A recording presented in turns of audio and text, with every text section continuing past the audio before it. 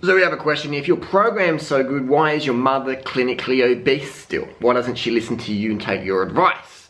Good question. Question I get now and then. My mother is clinically obese, a bit shorter than me, and about 35 kilos heavier than me. So approaching 100 kilos at around 5'10". Clinically obese.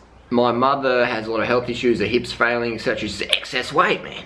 I mean, if I put a 35 kilo backpack on and ate an acid diet full of amino acids from animal products, then I'd have hip problems as well, especially at that age. Why doesn't my mum follow my advice? Because she doesn't want to do it. Most people would rather die or be injured or in pain or be on full on medications or whatever with horrendous side effects than change their diet or lifestyle.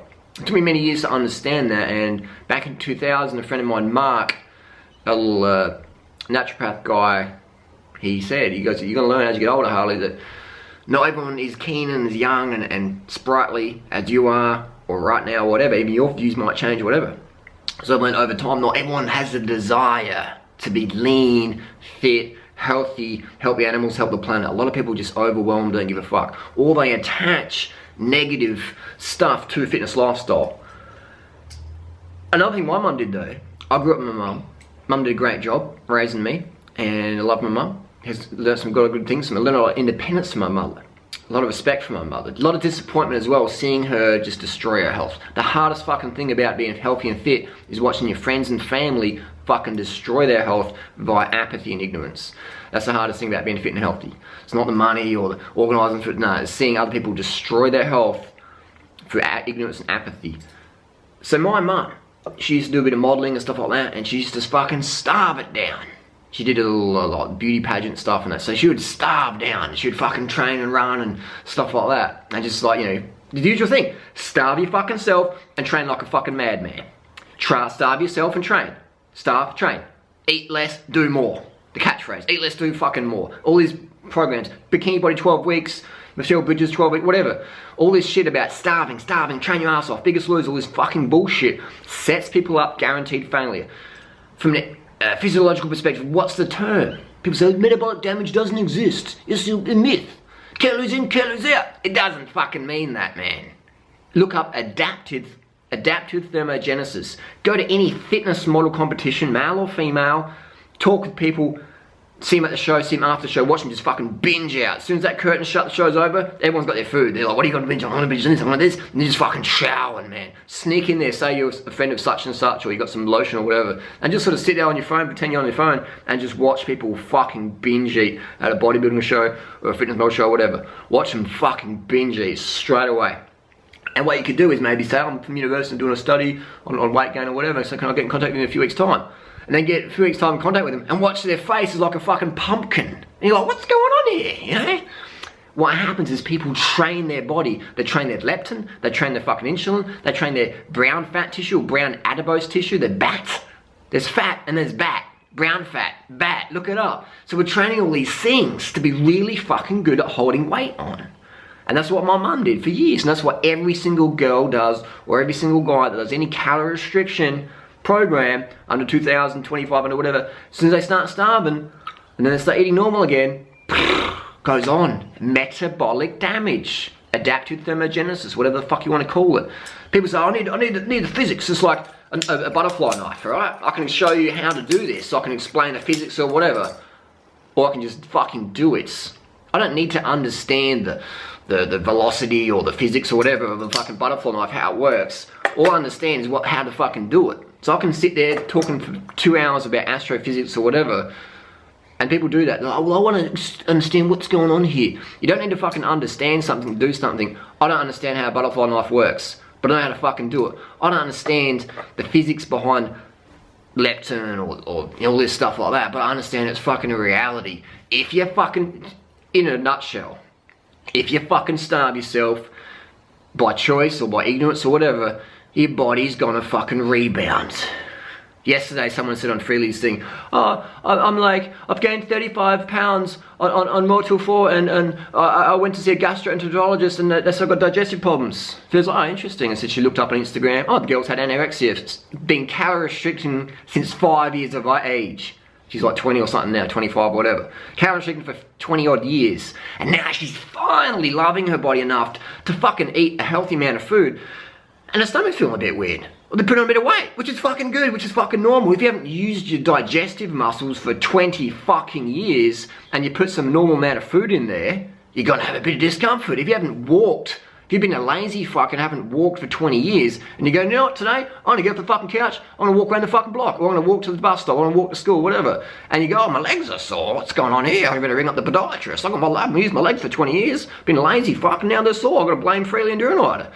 And that's what we're dealing with on a daily fucking basis. So, if you're gaining weight, you need to fucking gain weight. And the good thing about this lifestyle is you'll have a cap. Because if you're eating like a fucking Kenyan, you're not going to look like an obese American or Aussie long term, are you? So your weight might go up, or it's definitely going to go if you've been starving, either on purpose or by ignorance, but eventually it's going to trim down. 100%. I remember in 2002, I was trying to do raw food, 2001, and I was calorie restricting, not really thinking about it, but just like, I'm going to be raw, I'm going to be fucking raw, just pure, and I'd eat all this fruit, all this good stuff, but then I'd go to the fruit shop and there's nothing there to me to eat. And I'm like, oh, well, I'm just not going to eat that. You know, I'll just fast. I'll be like breatharian just for a day or something. You know, just all this. So I was just thrashing my metabolism, working really hard. And then I went to race in Europe the next year in Belgium. Had a lot of fitness. I did over 30,000 kilometers in 2003. Did the most Ks I've ever done in my life. And I was like close to 73, 75 kilos. Almost put on 15 kilos around about 12, 13, 15 kilos. I put on enough weight. When I came back to Adelaide, the guys at the bike shop were like, wow, you can actually gain weight during the night. I was Harley back then, you know, you can actually gain some weight.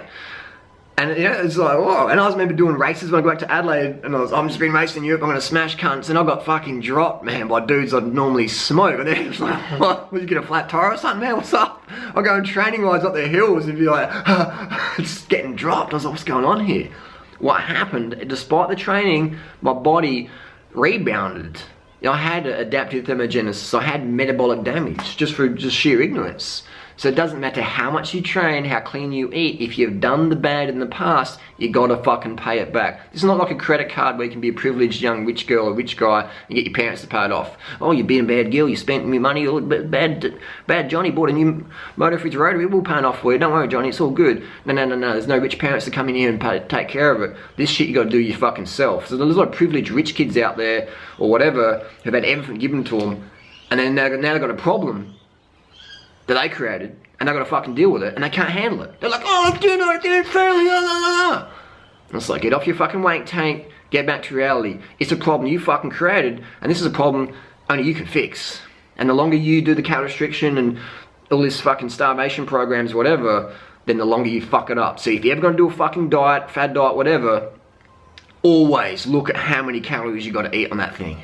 And if it's less than 2,500 or 3,000, whatever, it's a fucking starvation nation situation. It's gonna fist your fucking metabolism. It's gonna do all this shit that everyone says. Adaptive thermogenesis, look it up. So that's what we're saying. If you're gonna do any diet program plan, look it up. Because calories not a fucking calorie. Because if you starve yourself now, you might lose a bit of weight. You will lose weight. If you eat like a fucking prisoner war camp victim. But again, it's gonna rebound. Look up Dr. Ansel Keys' Biology of Human Starvation. Read shit, educate yourself. Otherwise you're gonna get scammed and you're gonna set your progress back a lot longer. So that's how it is. Even I see it in pro cycling. Guys popping Duramines or just starving, T3 meds, whatever. Leaning up and then leaning up. Jan Ulrich, classic example, one of the fittest fucking men on the planet. Every off season, looking like a fucking pumpkin on the bike. Doesn't make him a bad person, it's just a bad fucking choice. So why is my mum clinically obese? Adaptive thermogenesis, getting suckered in the diet plan. She's still in her head, she's like, well, right, Harley, it's pure energy, make you obese. And mum, come to Thailand one day and we'll show you. Come to fucking Thailand. So there you go, that's the bottom in a nutshell. You'll learn a lot. The more you're on this path, the more thousands of people you're dealing with and educating and helping and learning from and listening to and talking with. Thousands of people, man. Our database is fucking huge. Our life experience is huge. And it continues to grow every fucking week to bring you the best information out there in a format that not many other people on the planet are going to tell you. Because they're scared of getting sued. I don't give a fuck if I get sued, you know that. Or they're just like, oh, it's not politically correct. Or they just don't understand it themselves. Or they don't really give a fuck. Or they're worried about money.